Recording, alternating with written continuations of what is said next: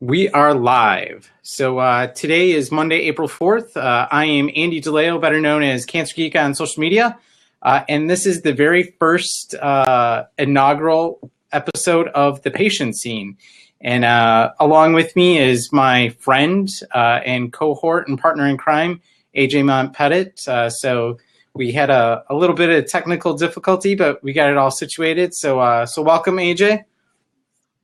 Thank you so much. And so I'm AJ Montpettit, better known on Twitter as AJ Montpettit, and also workshop_MN. So doing a little local entrepreneurship here, international entrepreneurship with Andy, and we are both Bowtie brothers and innovators, change makers, and I don't know, what other hats do we wear? Ruckus makers, designers. Yeah.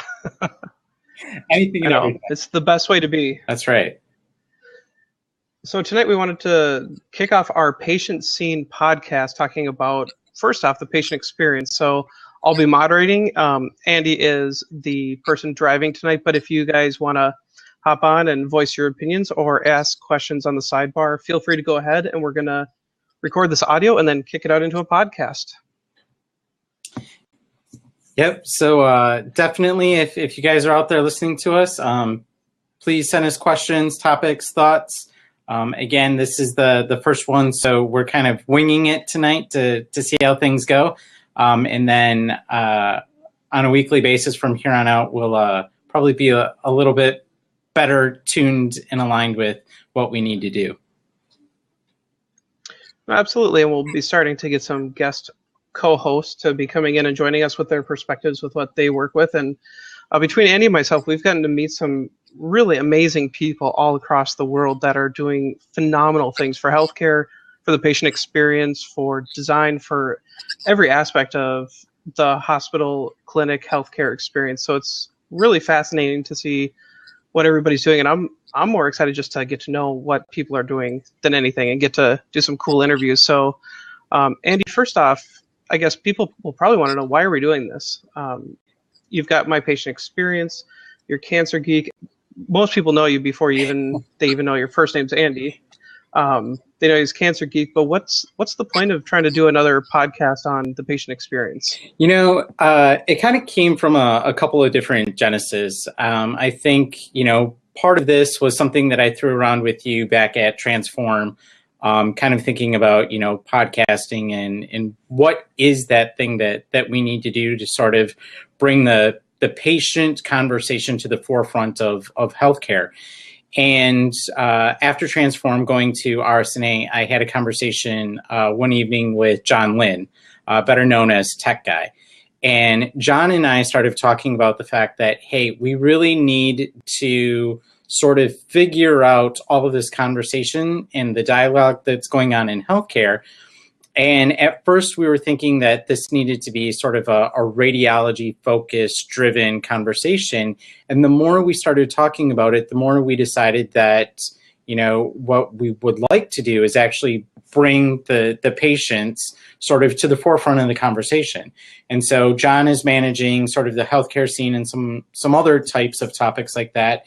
And between My Ideal Patient Experience, the connections that you have, AJ, in our network, we figured that this would be a really good format to be able to get sort of the thought leaders out there on patient experience.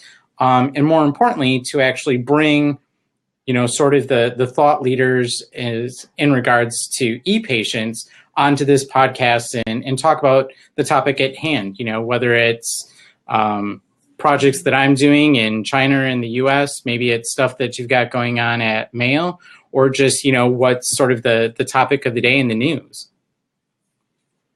Absolutely. And I think a good place to start is really, why are people focused on the patient experience? And for me, I kind of flip-flop in my own personal life, because when you're in a car accident, you don't want to have a doctor or a staff that's focused on your warm fuzzies. You want someone who's going to get the job done, and you don't care if they treat you rudely as long as you're taken care of. But what is your perfect patient experience? Almost like your perfect Sunday, but when we talk about the patient experience, what is kind of like an ultimate goal that people are working towards? Yeah, I think if, it's like most questions, you ask 10 different people and you're going to get 10 different responses. From my perspective in the work that I've done in building cancer centers and hospitals and working on, design thinking and process for healthcare systems, that it really kind of comes down to there's sort of four big buckets or topics that I think all people want. And maybe those buckets vary based on, the acuity and where you are in your journey as a person or a patient. But really, I think it comes down to, what I talk about a lot of times, which is the four T's. I think it comes down to time. So is there enough time spent to build the trust? And once the trust is built, do we have an opportunity to have a transparent dialogue? And through that transparency between clinician, healthcare provider, and patient or family, then are you able to manage those transitions? So, if I'm at point 1 today and I need to go to point 2 tomorrow and 3 in 2 weeks, how are you helping me sort of manage through those transitions in my journey? And, how do we kind of take those seams in and remove them? So we've got That's a very good point. A caller in here, so we'll add Michael to the conversation. Good evening. Hey, Michael. Hey, Michael. Can you hear me okay? We can. Yes. I'm sorry, I couldn't get my laptop to work, so I'm on my iPhone. I apologize. Or my smartphone. No problem. Good to see everybody, and my hair's a little messy. Okay, so my daughter was messing my hair. I didn't realize it. So go ahead. I didn't want to interrupt, but I wanted to eventually get in there. But I didn't. Go ahead, Andrew. Glad to meet finally. We didn't meet face to face at HIMSS. Exactly. No, this is great. So yeah, I think when it comes to patient experience, I think from my perspective, those are kind of the four big buckets around the T's. What I think personally is kind of a bigger topic is I sort of see healthcare and experience in sort of two different divisions. I think at a hospital, healthcare system, healthcare network level, there's this topic of patient experience, and that means a lot of different things to a lot of different people, from paint on the wall to, hey, did we spend enough time, to do we have open access to health information in our personal records. And then I think there's a complement to that, which is about my ideal patient experience. And what that truly is it's about empowering and allowing patients to have the choice to select what it is that they want when that opportunity arises. So, if I think I have something wrong with me and I want to know what that is, do I want to know what that is in 10 minutes? Do I want to know what that is in a day? Do I need a week because my support network and family isn't close to me? And so from my perspective, I'm starting to see the world in sort of, two different buckets beyond just, the broad category of patient experience. So. And that's a really good point that you're trying to make about the ideal patient experience. A few days ago, and I'm drawing a blank as to where the article was located, but it was an article I put out on the Mayo Innovation Twitter account about when the patients are involved earlier in the decision-making process, the outcomes tend to be better. And when they're more informed, they're more involved, things work better. And it kind of is one of those, we had to do a bunch of research to say something we all pretty much inherently know, that when we're treated like humans that have brains, things work better. Yeah, exactly. I mean, again, it kind of comes down to if we think in terms of what the daily life inside of healthcare is, it's about productivity, it's about efficiency, it's about cost reduction, it's about all these things. And what it really needs to be about is, are we spending enough time face to face to connect and have a conversation that allows us to build the trust, to have a transparent dialogue, and to manage those transitions? And that's truly what people want. And I think what we're starting to see is more people focus on this, and then how do you actually deliver that in sort of the barriers and challenges that those living inside of healthcare have to deal with. So I don't know, So- Michael. Go ahead, AJ. So I actually have a question I wanted to ask Michael, since his Twitter handle is Health Data for All. And as you're talking, Andy, this allegory or analogy, whichever you'd like to pick, I feel like maybe healthcare is doing or getting into its own reformation, where before the data was all, in Latin and we couldn't understand it, and now all of a sudden the internet is translated into the modern vernacular of the everyday people, and we can understand what's going on with Health Data for All as your Twitter handle, Michael. What does that mean to you? And do you see it as almost like a Martin Luther Reformation kind of turning of the tide with what healthcare does and how it's treated? I do believe there's going to be a transformative effect brought on by health IT, big data, liberating data from siloed systems, whether it's for point of care transactions, whether it's for bringing context to each patient encounter in real time. Perhaps it's empowering the patient with their own data. It's looking at the genome in many different ways and many different dimensions. So there's a lot of aspects to health data for all. It could be clinician to clinician, clinician to patient, caregiver to patient. So there's many different aspects to that handle. One thing I wanted to mention is, I was a cancer patient. You might have seen that in my bio, Andy. So I had leukemia in 2010, and along the way I developed sepsis. And a simple way to prevent that from happening is to communicate with me a little bit better than they did. Because here I am on Father's Day weekend with a wife who's 7 months pregnant, and I'm probably going to die of sepsis, which here I am. So I didn't, surprise, right? But that was probably a 2% chance of survival at that point. I mean, really, really low survival rate. Why did that situation happen? So that patient experience really sucked, just so you know. And I said, well, gee, can't you empower patients with information that can actually protect them from something like that? And it's not a big data problem, it's a communication problem. So I say health data for all, guys. I think it's health communication for all first, and then common sense maybe second, and then okay, let's get into the data, right? A little bit of that. Let's talk about common sense and communication. The data is going to provide insights that we may or may not have had in 2010. For example, I didn't have gene therapy available for my specific mutation of leukemia, but today I might. But that was 6 years ago, right? A big difference. So data is informing that aspect of healthcare.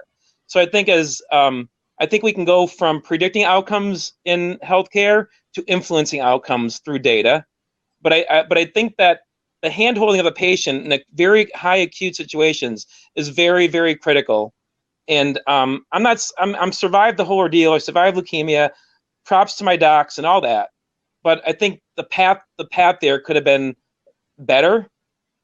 Okay, so along the way, how many people didn't survive leukemia during that year and since then? And I get it. So I'm very grateful, but I think there could have been a better patient experience. But then take the other example of my mom taking my 90-year-old stepdad and waiting at a doctor's office for 2 hours in Scranton, Pennsylvania. Like that patient experience is horrible too. Why are they sitting at doctors? Does the doctor think they're retired? They can just sit there for 2 hours. I don't know. But that's another example of the patient experience. The doctor's time is too valuable, right? Or he doesn't respect your time. So I can go on. And it's not all about data, AJ, but data is going to be a critical factor in a lot of situations where the use cases are going to bring real-time clinical decision support. Genomics is talked about. Maybe optimizing the emergency room, optimizing patient rounding in a hospital setting. The use cases are almost endless for data. But I think to this blab here, patient experience is really about humanizing healthcare in a way that we know it's a business, and I know, but I don't know. I guess some are doing it better than others, and maybe at the Mayo Clinic, AJ, there's an approach that works that could be a broadcast and transferred elsewhere. Well, it's definitely there's a Kool-Aid that's passed around where before I even started having anything to do with the Mayo Clinic here in Rochester, when I first moved here, when I met my wife on eHarmony, I moved down and she was telling me the needs of the patient come first. And she has never worked at Mayo Clinic a day in her life.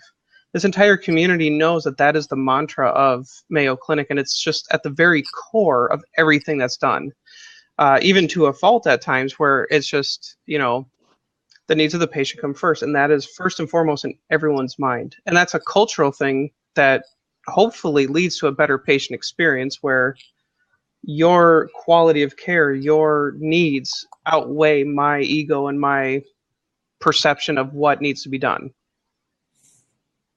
Mm-hmm.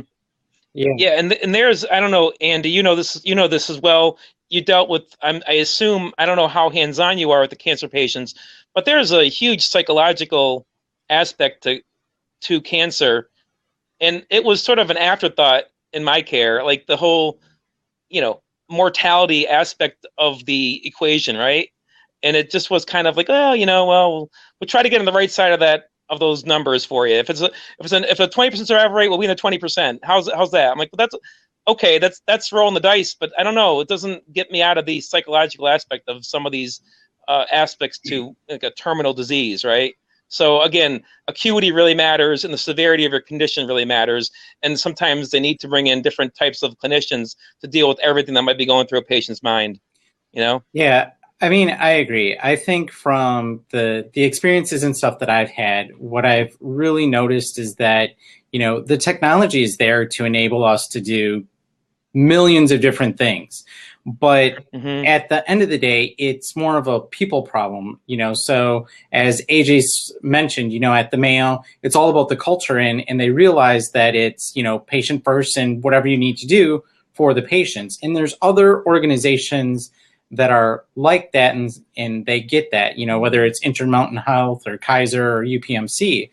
But I think what happens is that, a lot of times people focus on the tech, or they focus on the process, and they forget kind of that underlying humanistic connection, person to person.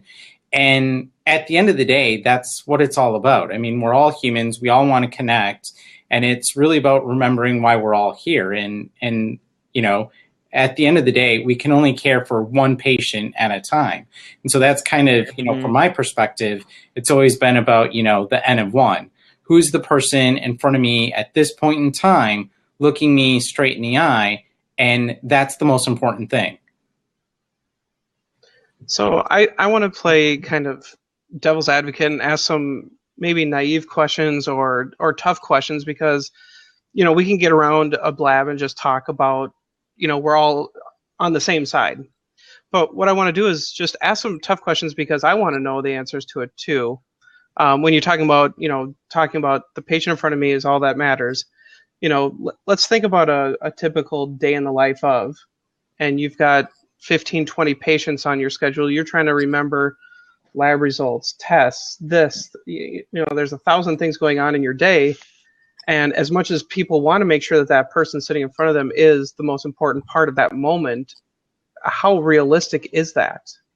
And I'm asking because I generally don't know. I haven't had much experience on the clinical side, and I've been generally healthy. I haven't broken any bones or had major surgery. So outside of having 2 kids, I haven't seen much of a clinical side of a hospital. So I will absolutely say I'm extremely naive in that side of the equation.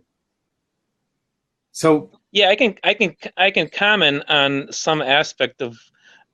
So again, I have an operations research background, technology management degree. I'm not a clinician, but just from purely operational perspective, AJ, if you want to optimize quality of care and throughput, right? Like you said, turnover, how many patients are you seeing in a day, and quality of care, that's the battle right now with value-based payments, right? So you've got to increase the volume, access to everybody, and the quality has to keep going, has to be better than ever if you're in an ACO type organization. So it really comes down to optimization and productivity.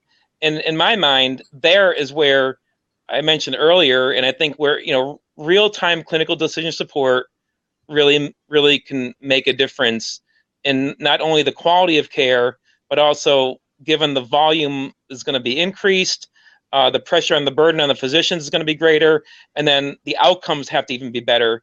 And without the data and the access to data to bring more context to each patient encounter in near real time, you're fighting a losing battle. I think. Again, I'd love to interview docs, that especially PCPs that are really on the front line of this, maybe some sort of specialist lines as well, but get their perspective on it. But I think it's a big challenge, and without data and information about the patient, and bringing the universe of clinical data and narrowing it down to that patient encounter in a way, maybe like an AI bot or some sort of artificial intelligence type platform, which is not that far away, I think it's going to be essential.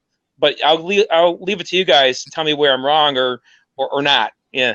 Yeah, no, I don't think there's any like wrong or right answer to the question. From my perspective, I've always viewed it slightly differently. So I kind of grew up on the clinical side. I then jumped into administration, where I've been an executive director, a leader. I built hospitals, I built cancer centers.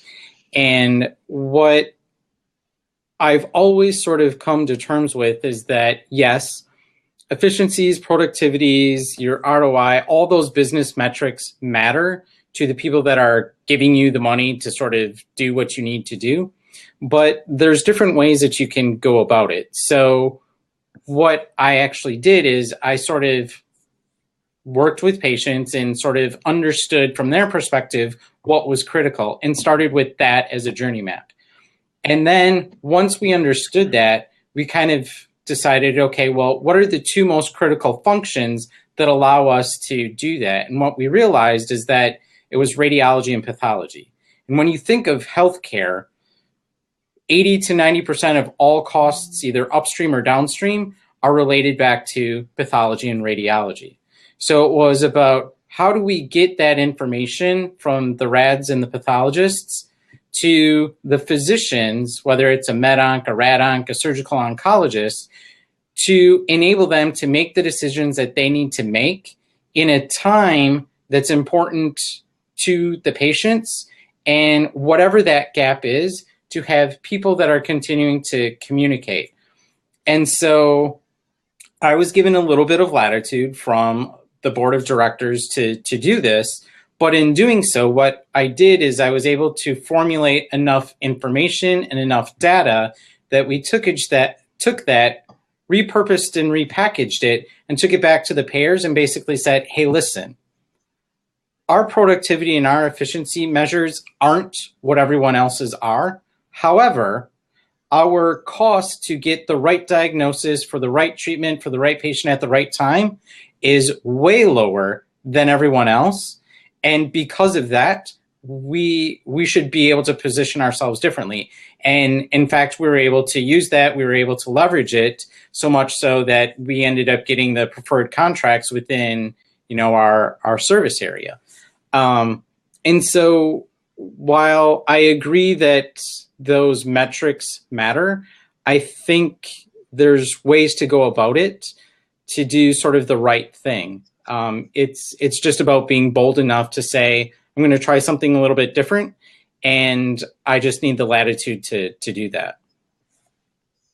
Andy, what was the so you alluded to some aspect of your approach here that involved bringing data from those radiology reports, pathology reports quicker or in a more timely way to the physician, and then communicating that with the patient, and maybe collaborating among different types of physicians for the right diagnosis, because there could be disagreement among physicians as to what exactly is going on here. So maybe that was a collaboration, and then it happened with the patient. But what was it about the data and the information exchange and the information sharing that was special or different or unique about what you guys were doing, if anything? I don't necessarily know if it was unique, more so than the team and the culture just kind of understood and agreed to do the right thing. And what I mean by that is that we knew sort of the time constraint was about pathology. So in order to get the stains and the slides and sort of the path report done, you need about 72 hours. And if you go for, highly specialized pathology, it usually takes about 5 days to get that. And so what we did is we brought all of the clinicians together, including the pathologists and radiologists, and said, can you deliver us the information that we need to allow the treatment options and conversations to happen in a certain time frame? And pathology came back and said, we can guarantee that we can do this in 5 days. And we said, okay, so we're going to start there. And then we pushed the system and we asked them, could you get us as much information as we possibly could in 72 hours or less? And pathologists said, for 80% of the information that you're searching for, we could. The other 20%, we can't. But that's sort of a known risk going in. And as long as we're a team and we sort of understand what the different options are and the communication and the story, we're okay with that. And so everyone agreed to do that. And we figured out how to get that information delivered to everyone that was part of that care team for each patient, as well as how to simplify the messaging and the options and the diagnosis back to patients on a 8x11 sheet of paper that they could take with them and go to Mayo or MD Anderson or whomever else for second and third opinions. Mm-hmm. And, okay. That's great. And where was this occurring at, this example? So it was a cancer center that I built here in Wisconsin. Okay, Wisconsin. Gotcha. Okay. Yeah. Mm-hmm. No, it's cool. Thanks for everything you're doing on behalf of cancer patients around the world. Appreciate it. Yeah, it's a privilege to sort of work in this space. I've been fortunate enough to branch off and do other things outside of cancer, but like many of us, cancer's impacted and touched my life. Whether it was, growing up and having friends that, either their parents or their brother had cancer to, back in 2013, I lost my own father to a 6-week metastatic battle with pancreatic cancer. So I think it's something that's important to all of us. And for me, it's definitely a passion. So the more people that I can help and the more conversations that I can bring to the forefront, I think the better off all of us are. That's a great. I'm sorry for the loss there, Andrew, but your motivation is obvious and your passion's obvious. So again, thanks for that. What have you seen? I mean, we see advanced analytics, big data analytics. And maybe it's at the genome level. It's happening for tissue cancers and maybe blood cancers. But what have either of you guys seeing in the whole sort of leveraging big data for the patient experience, bringing the patient's record along with their demographics, along with their health history, to create sort of maybe longitudinal patient records that can inform on clinical pathways in a way that hasn't been done before? Are you seeing anything along those lines that's transforming either cancer care or other lines of care that might be appropriate? Yeah, I've seen, so I supported the Center for Individualized Medicine for a little while as a vendor contractor and helped them out with some of their communication needs, and getting to see the work that they're doing with the genomic research and drug therapy gene rules and leveraging all of the informatics and bioinformatics together for basically the most amazing sci-fi based techniques. It's just astounding.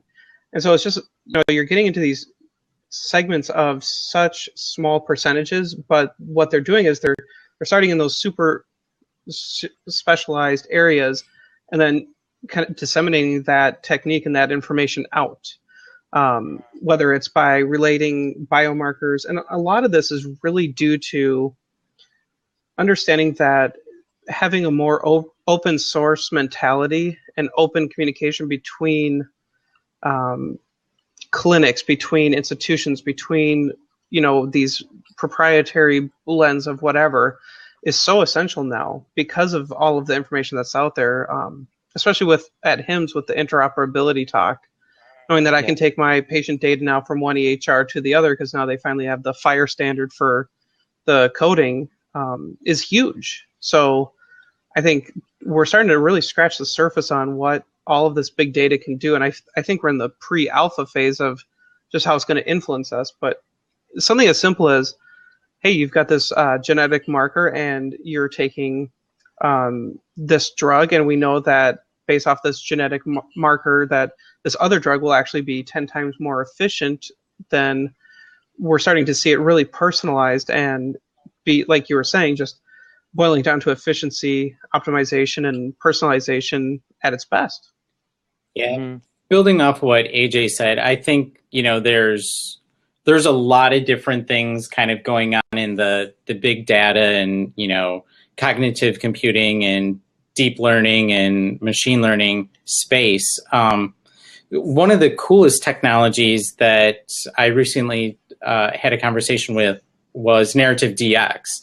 And so what Narrative DX is doing is they're actually taking all of the information that comes through patient comment cards, whether it's structured or unstructured data, and they've got some really cool analytics and algorithms that sort of take all of that information and that feedback, and it populates it back to the front line clinicians to basically say, hey, these are the 3 or 5 big topics that are going on currently on your floor. So these are the types of questions that you should ask. This is the dialogue that you should have. So that's fascinating to me, is how they're sort of taking all this information and they're truly sort of impacting, the patient experience on a day-to-day basis. I think, when it comes to, looking at, radiology films and sort of comparing, an easy read versus a complex read, and what some of the things like IBM's Watson or some of the other vendors can do, I think is really interesting. AJ, kind of what you talked about with the genomics and stuff, I think is fascinating. I think there's a lot of sort of interesting things that are going to happen. But as AJ alluded to, we're sort of in this pre-alpha phase of just trying and testing and see what happens. And really, there's a lot of, I think, dots that haven't connected yet, but I'm really intrigued to watch happen. So most recently with the Google AI robot that beat the world champion in Go, that's, and I don't know if you guys have ever played the game Go, but I was fortunate enough when I was in Japan to be taught how to play it by a professional. And when you say, okay, Deep Blue was able to beat some chess champion, well, in chess you have only so many different moves you can do. With Go, it's honestly an infinite amount of moves that you can make. So the fact that they were able to create this AI that beat the champion 4 out of 5 games was a huge step in artificial intelligence, and getting to understand the ability for it to intuitively respond and think. And we have that going on. Plus, I heard a presentation by a gentleman who started a company called Quill, and they have an AI program that they built based off of just looking at the stats of a baseball game and being able to write a automatic report on the game, summary of the game. And they were able to take it to Associated Press reporters, and they couldn't tell the difference between a human written recap of a baseball game versus this AI version of a baseball game. So you're looking at some very difficult things that they're able to start really getting deep into with intuitive learning and basically human writing. When you think of how, if you've ever taught English and you realize how silly of a language it is, the fact that they can program a computer to start writing in it is astounding. I'm teaching my predominantly speaking Russian 5-year-old, half Russian. She's half Russian. The other half, right? I'm not Russian. And she had to learn English from really a base with, Russian as a first language. So I totally, it's different. It's almost like that scenario with my daughter, and she's mixed up the 2 languages, and now she went to kindergarten, so it's accelerating. But that bridge from year 3, year 4, when she was 3 and 4, in the language between Russian and English, it was comical. But I was panicking because is she going to pick up English anytime soon, right? Yeah. But she did. She is. But I totally get that. I experienced it through my 5-year-old. But no, it's fantastic what they're doing on the Watson platform and others like it. Even a Apache Spark, if you heard about it in the open source world, machine learning, open source, right on top of like a Hadoop type infrastructure. So it brings in unstructured and structured data. It's kind of what I do, in most respects. But obviously, I live in the relational world too. I mean, relational data is not going away.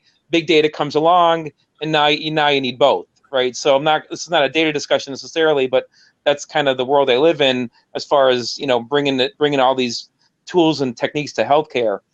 One thing, getting back to the patient experience, and I don't know if I'm suddenly change the topic here, but we talked about acute care, and I was wondering your guys' focus on chronic conditions and that patient experience, where they really are accessing the healthcare delivery system on a much more frequent basis. And if you've seen any, I suspect they're moderating different ways to treat diabetes and cardiac treatments and CHF and things like that. But what is the results been? Is it really ACOs driving that, or is there other mechanism driving that, whereby the whole patient experience in a chronic condition is going to be improve over time? Where is it catalyzing? Where's that primarily coming from at this point?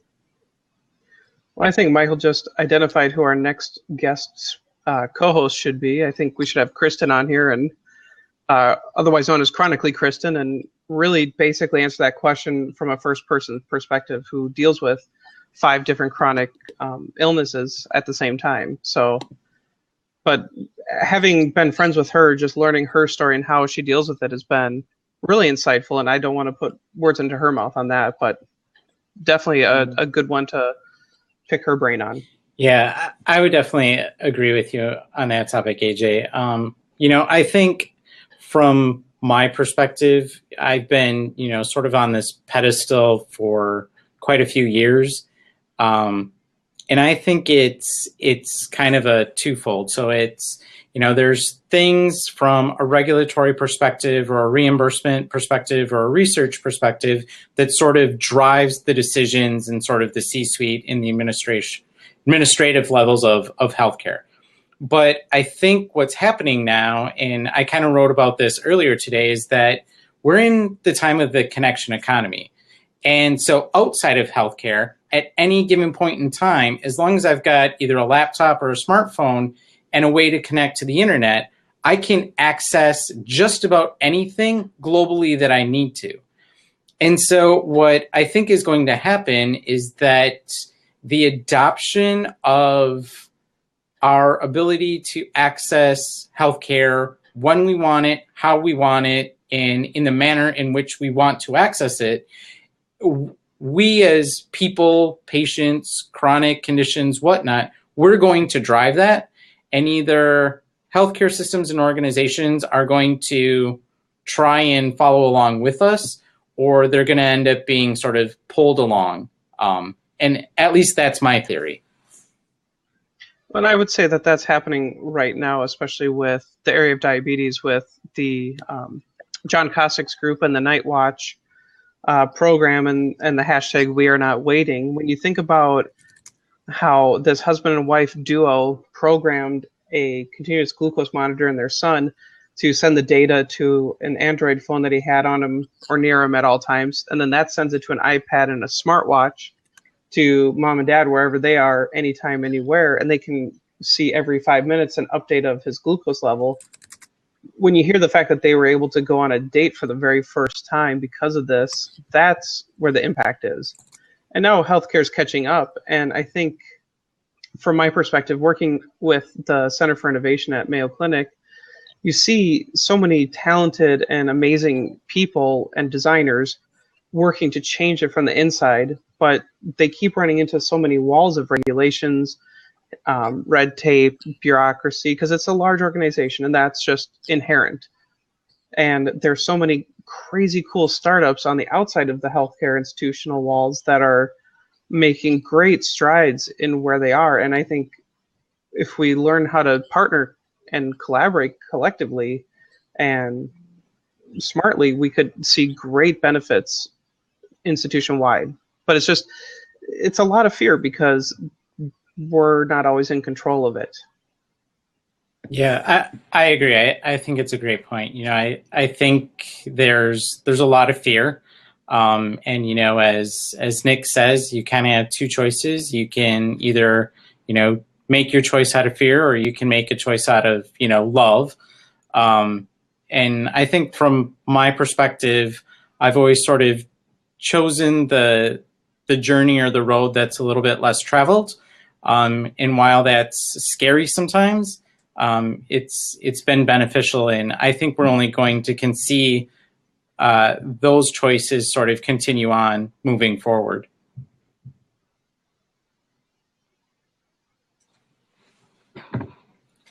Well said, I think that's gentlemen. I am in agreement, full agreement, and trying to figure out what the next topic here. But this has been really great to talk to you in real time. And we texted at HIMSS, right? And we get a chance to talk in person there. And I'm sorry about that. AJ, I don't know, were you at HIMSS in Vegas? I was going to be, and then we decided to move into a new home the day before him started. So for the sake of my marriage, I stayed home.